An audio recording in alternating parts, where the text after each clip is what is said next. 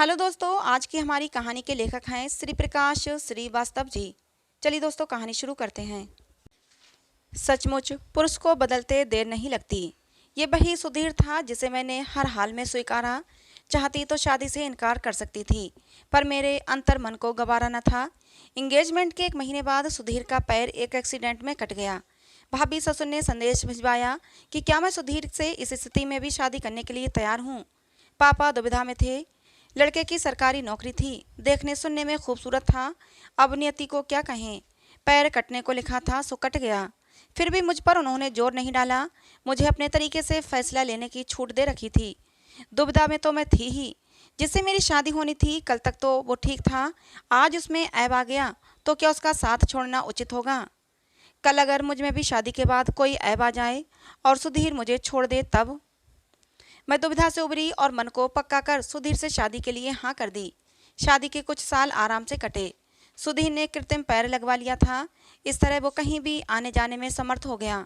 मुझे अच्छा लगा कि चलो सुधीर के मन से हीन भावना निकल जाएगी कि वो अक्षम है। 5 साल गुजर गए। काफ़ी इलाज के बाद भी मैं मां न बन सकी तो मैं गहरे अवसाद में डूब गई।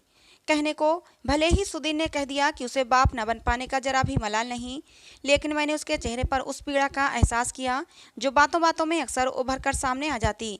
एक दिन मुझसे रहा न गया, कह बैठी, अगर ऐतराज ना हो तो एक सलाह दूं। क्या? क्यों ना हम एक बच्चा गोद ले लें। ये सुनकर सुधीर उखड़ गया। मुझे अपना बच्चा ही चाहिए। वो शायद ही संभव हो, मैंने दबी जबान में कहा। बिना कोई जवाब दिए सुधीर वहां से चला गया।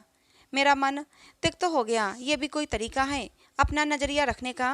सुधीर के यही बात मुझे अच्छी नहीं लगती कि मिल बैठकर कोई सार्थक हल निकालने की जगह वो दकियानूसी व्यवस्था से चिपके रहना चाहता था। मैंने महसूस किया कि सुधीर में पहले वाली बात नहीं रही। वो मुझसे कम ही बोलता, देर रात तक टीवी या फिर रात देर से घर लौटता। मैं पूछती तो यही कहता, अकेला घर काटने को दौड़ता है। अकेले कहाँ हो तुम? क्या मैं तुम्हारे लिए कुछ नहीं रही? सुधीर टाल जाता तो मेरी त्योरियां चढ़ जाती। तुम्हें शर्म नहीं आती जो पत्नी को अकेला छोड़कर देर रात घर आते हो? शर्म तुम्हें आनी चाहिए जो मुझे वंश चलाने के लिए एक बच्चा भी न दे सकी। सुनकर मैं रुआंसी हो गई। एक औरत सिर्फ बच्चा जनने के लिए ब्याह कर लाई जाती है क्या? क्या वो सिर्फ जरूरत की वस्तु होती है? जरूरतों की कसौटी पर खरी उतरी तो ठीक, नहीं तो फेर लिया मुंह। बहरहाल अपने आंसुओं पर मैंने नियंत्रण रखा और कोशिश की कि अपनी कमजोरियों को जाहिर न होने दूं। मैं तुम्हारी बीवी हूँ, मुझे पूरा हक है ये जानने का कि तुम देर रात तक क्या करते हो। अच्छा तो अब समझा। सुधीर के चेहरे पर व्यंग के भाव तेरा आए। तुम्हें जलन हो रही है कि मैंने कहीं दूसरी न रख ली हो? रख सकते हैं आप, ये कोई नई बात नहीं होगी मेरे लिए। तो क्यों पूछताछ करती हो? सोच लो कि मैंने रख ली। भले ही ये कथन झूठा हो तो भी इससे सुधीर की मंशा समझ में तो आ ही गई। वो चला गया पर एक ऐसा दंश दे गया जिसकी पीड़ा का शूल मेरे अंतस को देर तक भेदता रहा। अकेले में सुबकने लगी। कैसे कोई पुरुष इतना बदल सकता है? 5 साल जिसके साथ सुख दुख साझा किया वो एकाएक कैसे निर्मोही हो सकता है? लाख कोशिशों के बाद भी मैं इस सवाल का जवाब न ढूंढ सकी। किसी तरह मैंने अपने आप को संभाला। आज सुधीर के एक दूर के रिश्ते की मामी की लड़की सुनीता आने वाली थी। बिन बाप की लड़की थी, उसे बीएड करना था। इस लिहाज से तो वो 1 साल रहेगी ही रहेगी। हालांकि सुधीर के माँ बाप नाक भौं सिकोड़ रहे थे। दीदी बिन बाप की बेटी है, अगर तुम लोग चाहोगे तो अपने पैरों पर खड़ी हो जाएगी, वरना मेरे पास तो कुछ भी नहीं है जिसके बल पर उसका ब्याह कर सकूं। पढ़ाई लिखाई का ही भरोसा है, पढ़ लिख कर कम से कम अपना पेट पाल तो सकेगी। कहकर मामी रुआंसी हो गई थीं। मेरी सास ने उन्हें ढांढस बंधाया। मेरी सास सुधीर की तरफ मुखातिब हुई, बोली, सुधीर तुम सुनीता को उसका स्कूल दिखा दो। बेटा यहाँ आने जाने के लिए रिक्शा तो मिल जाता होगा। मामी जी मुंह बनाकर बोली, नहीं मिलेगा तो मैं छोड़ आया करूँगा। सुधीर ने एक नज़र सुनीता पर डाली तो वो मुस्कुरा दी। यही सब सोच कर आई थी कि यहाँ सुनीता को कोई परेशानी नहीं होगी, तुम सब लोग उसे संभाल लोगे। मामी जी भावुक हो उठी। वे आगे बोली, सुनीता के पापा के जाने के बाद तुम लोगों के सिवा मेरा है ही कौन? रिश्तेदारों ने सहारा न दिया होता तो मैं कब की टूट चुकी होती। ये कहकर बेसुबकने लगी। सुनीता ने उन्हें डांटा, हर जगह अपना रोना लेकर बैठ जाती हैं। क्या करूं, मैं अपने आप को रोक नहीं पाती। आज तेरे पापा जिंदा होते तो मुझे इतनी भागदौड़ न करनी होती। आप कोई गैर थोड़ी हैं जीजी, हम सब सुनीता का वैसा ही ख्याल रखेंगे जैसे आप उसका घर पर रखती हैं। मेरी सास ने उन्हें तसल्ली दी। वे आंसू पोंछने लगीं। 2 दिन रहकर मामी जी बरेली चली गईं। सुधीर ने सुनीता को उसका कॉलेज दिखलाया और दाखिला करवा दिया। उसकी ज़रूरतों का सामान खरीदा। निश्चय ही रुपये सुधीर ने खर्च किए होंगे, लेकिन मुझे कोई ऐतराज़ न था। मगर इस बहाने वो सुनीता का कुछ ज़्यादा ही ख्याल रखने लगा। उसके खाने पीने से लेकर हर छोटी छोटी ज़रूरतों के लिए भी वो हमेशा मोटरसाइकिल स्टार्ट किए रहता। पत्नी से ज़्यादा गैर को तवज्जो देना मेरे लिए असहनीय था। मेरी सास भी उसी की होकर रह गई थी। न जाने माँ बेटे के बीच क्या चल रहा था। एक दिन मुझसे ना रहा गया तो मैं बोल पड़ी, सुनीता क्या मुझसे ज़्यादा अहमियत रखने लगी है तुम्हारे लिए? तुम अच्छी तरह जानती हो कि वो बिन बाप की बेटी है। सुधीर बोला। तो क्या बाप की भूमिका तुम निभा रहे हो? मैंने व्यंग किया। तमीज़ से बात करो। वो उखड़ गया। चिल्लाओ मत। मैंने भी अपना स्वर ऊंचा कर लिया। वो संभल गया। बोला, आहिस्ता बोलो।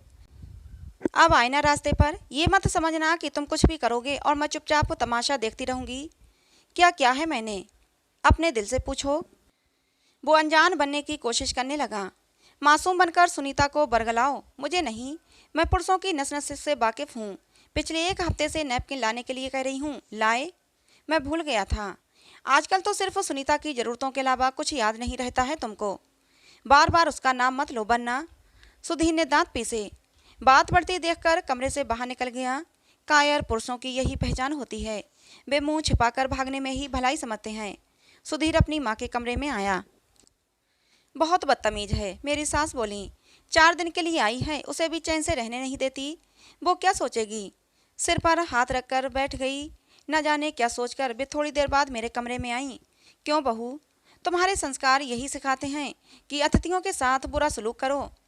आपका बेटा अपनी पत्नी के साथ क्या कर रहा है? क्या आपने जानने की कोशिश की? क्या कर रहा है, क्या नहीं कर रहा? कुछ भी तो नहीं छिपा है आपसे। सुनीता को सिर माथे पर बिठाया जा रहा है। वहीं मेरी तरफ ताकने तक की फुर्सत नहीं है किसी के पास। ये तुम्हारा बहम है। हकीकत है माँ जी। हकीकत ही सही, इसके लिए तुम जिम्मेदार हो। सास की बात सुनकर मुझे गुस्सा आ गया। मैं बोली, क्या सुनीता को मैं यहाँ लेकर आई थी? बेवजह उसे बीच में मत घसीटो। तुम अच्छी तरह जानती हो कि पति पत्नी के बीच रिश्तों की डोर औलाद से मजबूत होती है। तो क्या ये संभावना सुनीता में देखी जा रही है? बेशर्मी की कोई हद होती है। बेशर्मी तो कोई तुमसे सीखे। बेशर्म तो आप हैं जो अपने बेटे को शह दे रही हैं। मैं भी कुछ छिपाने के मूड में नहीं थी। ऐसा ही सही, तुम्हें रहना हो तो रहो। रहूंगी तो मैं यहीं। देखती हूँ मुझे मेरे हक से कैसे वंचित करता है कोई। अति भावुकता के चलते मेरी रुलाई फूट गई। बिस्तर पर लेटे लेटे सोचने लगी। एक मैं थी जो ये जानते हुए भी कि सुधीर विकलांग है तो उसे अपनाना अपना धर्म समझा। वहीं सुधीर मेरे बांझपन को इतनी बड़ी विकलांगता समझ रहा है कि मुझसे छुटकारा पाने तक की सोचने लगा है। इतनी जल्दी बदल सकता है सुधीर? ये वही सुधीर है जिसने सुहागरात वाले दिन मेरे माथे को चूमकर कहा था, ये मेरा सौभाग्य है कि मुझे तुम जैसी विशाल हृदय वाली जीवन संगनी मिली। मैं तुम्हें यकीन दिलाता हूँ कि कभी अपनी तरफ से तुम्हें शिकायत का मौका नहीं दूंगा।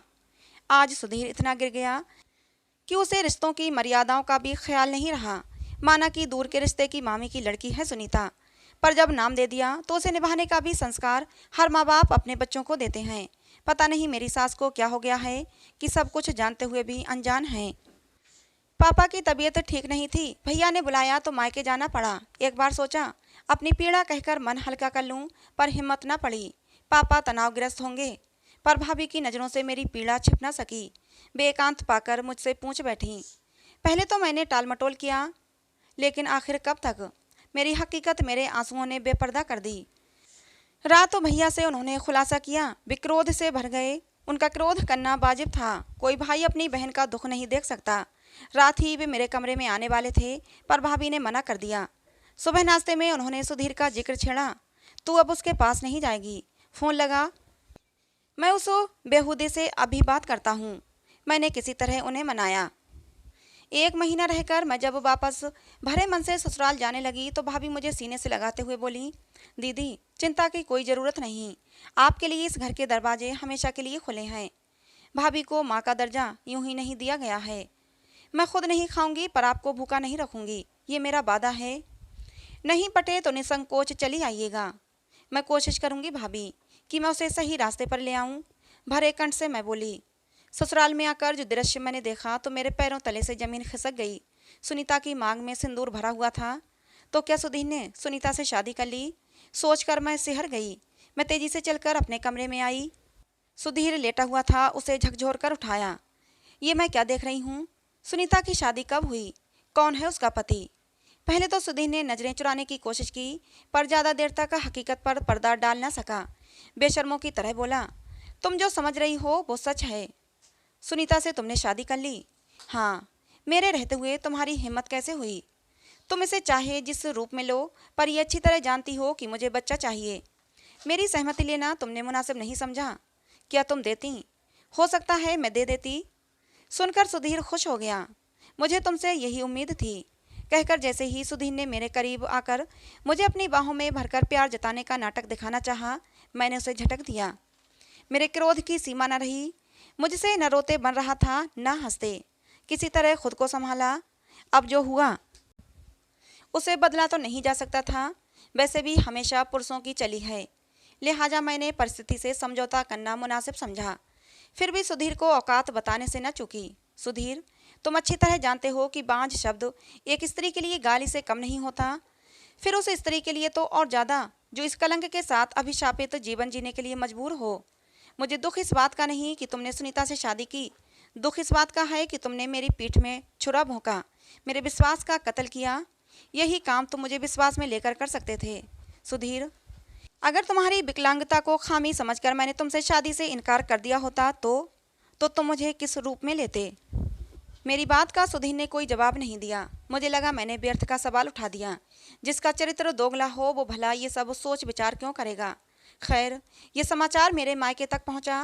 भैया मेरी ससुराल आते ही गरजे, कहाँ है सुधीर? मैं उसे बर्बाद करके छोड़ूंगा। सरकारी कर्मचारी होकर भी उसकी हिम्मत कैसे हुई दूसरी शादी करने की? मैंने भैया को किसी तरह शांत करने की कोशिश की। मैं चुप रहने वाला नहीं, पुलिस में रिपोर्ट करूंगा, इसके अफसरों से शिकायत करूंगा। दर दर की ठोकर न खिलवाई तो मेरा नाम नहीं। सुधीर चुपके से निकलकर बाहर चला गया। मेरी सास आई, भड़ास निकाल ली। अब मेरी भी सुनिए। सुनीता बिन बाप की बच्ची थी। सुधीर ने सिर्फ सहारा दिया है। वे बोली, अपनी बेशर्मी को सहारे का नाम मत दीजिए। एक को सहारा दिया और दूसरे को बेसहारा किया। भैया ने व्यंग किया। आरती को क्या किसी ने घर से जाने के लिए कहा है? मेरी सास बोली, निकल ही जाएगी। भैया बोले, उसकी मर्जी, पर ना मैं चाहूंगी ना ही सुधीर कि वो इस घर से जाए। उसका जो दर्जा है वो बना रहेगा। मुझे बहलाने की कोशिश मत कीजिए। भैया मेरी ओर मुखातिब हुए, बोले, तुम अभी के अभी अपना सामान बांधो आरती, अब मैं तुम्हें यहाँ एक पल भी न रहने दूंगा। नहीं भैया, मैं ससुराल छोड़ने वाली नहीं। आज भी हमारा समाज किसी ब्याहता को मायके में स्वीकार नहीं करता। मैं कहते कहते भावुक हो गई। मैं ससुराल की चौखट पर ही दम तोड़ना पसंद करूंगी, मगर मायके नहीं जाऊंगी। भैया की भी आंखें भर आईं। रूढ़िवादी समाज से क्या लड़ना आसान है? गोत्र के नाम पर पति पत्नी को भाई बहन बता दिया जाता है। ऐसे जड़ समाज से परिवर्तन की उम्मीद करना रेगिस्तान में पानी तलाशने जैसा होता है। भैया की चरण धूलि लेते समय मैंने उन्हें वचन दिया कि मैं कमज़ोर औरत नहीं हूँ, अपने अस्तित्व के लिए कमज़ोर नहीं पड़ूंगी। फिर भी उन्होंने मुझे इसके लिए आश्वस्त किया कि जब चाहोगी तुम्हारे लिए मायके के दरवाजे हमेशा के लिए खुले रहेंगे। भैया के जाने के 2 घंटे बाद सुधीर आया। आते ही हेकड़ी दिखाने लगा।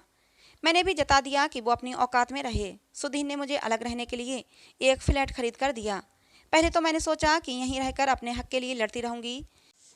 कभी उसके खिलाफ कोर्ट भी जाने की इच्छा हुई, पर यह सोचकर कदम पीछे कर लेती कि उससे फ़ायदा क्या होगा। बहुत हुआ उसकी नौकरी जाएगी, जेल जाएगा। वो हर महीने मुझे इतने रुपये दे जाता था कि मेरा खर्च आसानी से चल जाता। सुनीता पर दया आती थी सो अलग, उसे मेरी सास और सुधीर ने बरगलाया। बहरहाल जो हुआ उसे मैंने नियति का चक्र मानकर स्वीकार कर लिया। मैंने समय काटने के लिए एक स्कूल में नौकरी कर ली। समय धीरे धीरे सरकने लगा। सुधीर से मेरा संबंध सिर्फ महीने के खर्च लेने के अलावा कुछ नहीं रहा। सुनीता के मोह पाश में बंधे सुधीर को मेरी कोई फिक्र न थी, ना ही मुझे ऐसे आदमी से कोई ताल्लुक रखना था। एक दिन उसने बड़े भरे मन से खुलासा किया। बोला, मेरे जीवन में बाप बनना ही नहीं लिखा है। जिस स्वर में उसने कहा मुझे उससे सहानुभूति हो गई। जो भी हो, आखिर वो मेरा पति है। चाहती तो व्यंग बाढ़ से उसका हृदय छलनी कर सकती थी, पर पीछे लौटकर मैं अपने ही जख्मों को कुरेदना नहीं चाहती थी। मेरे जीवन में नियति ने जो कुछ दिया वो मिला, अब मैं क्यों बेवजह किसी को कोसूं? फिर भी मैं पूछ बैठी, क्यों, क्या हुआ? सुनीता के खून में इन्फेक्शन है। डॉक्टर का कहना है कि अगर वो माँ बनेगी तो निश्चय ही उसे विकलांग बच्चा पैदा होगा। सुनकर मुझे अफसोस हुआ। सुधीर से ज़्यादा दुख सुनीता के लिए हुआ। उस बेचारी का तो जीवन खराब हुआ। सुधीर ने दो दो जिंदगियां बर्बाद की। काश वो मेरी बात मानकर किसी अनाथ बच्चे को गोद ले लेता तो हमें बुढ़ापे का सहारा मिल जाता और उस बच्चे का जीवन सुधर जाता। क्षणांश चुप्पी के बाद सुधीर आगे बोला, आरती, किस मुंह से कहूँ? कहने के लिए बचा ही क्या है? मैं संशय में पड़ गई। सुधीर आखिर कहना क्या चाहता है? सुधीर के दोहरे चरित्र से तो मैं वाकिफ हो चुकी थी, इसीलिए सजग थी। मैंने ज़्यादा जोर नहीं डाला। आखिरकार उसे ही कहना पड़ा, क्या हम फिर से एक साथ नहीं रह सकते? सुनते ही मेरा पारा 7वें आसमान पर चला गया। जी में आया कि अभी धक्के मारकर बाहर निकाल दूं। मेरा अनुमान सही निकला। सुधीर का दोहरा चरित्र एक बार फिर से जाहिर हो गया। किसी तरह अपनी भावनाओं पर काबू करते हुए मैंने उसे सवाल किया, इस हमदर्दी की बजाय, हमदर्दी नहीं हक। ये सुधीर की बेशर्मी की पराकाष्ठा थी। स्त्री व पुरुष के मूल स्वभाव में तो यही फर्क होता है। तभी तो सारे व्रत जैसे करवा चौथ, तीज सिर्फ औरतों से करवाए जाते रहे। हमारे धर्म के ठेकेदारों ने पुरुषों को खुला सांड बना दिया, वहीं औरतों की ममता को हजार बंधनों में बांधकर उन्हें पंगु कर दिया। पर मैं भावुकता में नहीं बही। जब वो सुनीता को ले आए तब हक का ख्याल नहीं आया। मैं भटक गया था। बड़ी मासूमियत से वो बोला, अब गलती सुधारना चाहते हो? वो चुप रहा। मैं उसके चेहरे के पल पल बदलते भावों को बखूबी पढ़ रही थी। व्यर्थ बहस में पढ़ने से अच्छा मुझे सब कुछ जानना उचित लगा। वो बोला, मैं चाहता हूँ कि तुम टेस्ट ट्यूब तकनीक से माँ बन जाओ। मुझे हंसी सूझी, साथ में रंज भी हुआ। वो हतप्रत मुझे देखने लगा। मैं बोली, तीसरी शादी कर लो, मेरी राय में यही ठीक होगा। आरती, मुझे माफ़ कर दो, मैंने तुम्हारे साथ बहुत नाइंसाफ़ी की है। मैं बोली, चलो माफ़ कर दिया तो क्या तुम? उसका चेहरा खिल गया। जैसा तुम सोच रहे हो वैसा कुछ नहीं होने वाला। अच्छा होगा तुम मुझे मेरे हाल पर छोड़ दो। तमाम कोशिशों के बाद भी जब उसकी दाल नहीं गली तो भरे कदमों से चलकर फाटक की तरफ बढ़ा। मुझसे रहा न गया, अपने मन की बात कह दी। सुधीर, सौतन लाकर तुमने पत्नी के अस्तित्व को गाली दी है। तुम्हारे बाप बनने की हसरत कभी पूरी नहीं होगी। उसके जाते ही मैं बिस्तर पर पड़कर फूट फूट कर रोने लगी।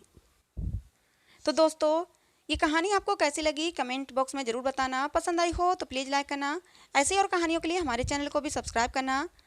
मिलते हैं दोस्तों अगली किसी नई कहानी में। कहानी को अंत तक सुनने के लिए आप लोगों का बहुत बहुत धन्यवाद।